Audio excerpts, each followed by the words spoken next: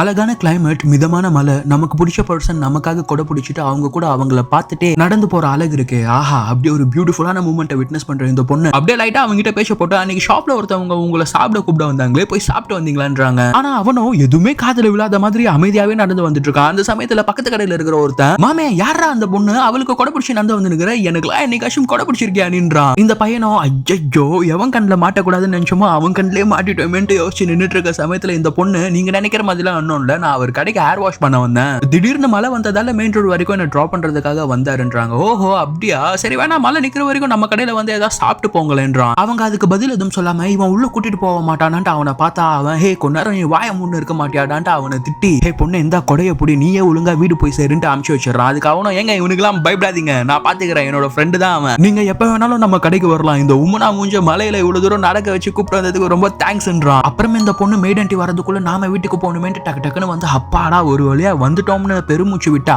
சடனா யாரோ ஒருத்தவங்க இந்த பொண்ணை பின்னாடி இருந்து தொடுறாங்க.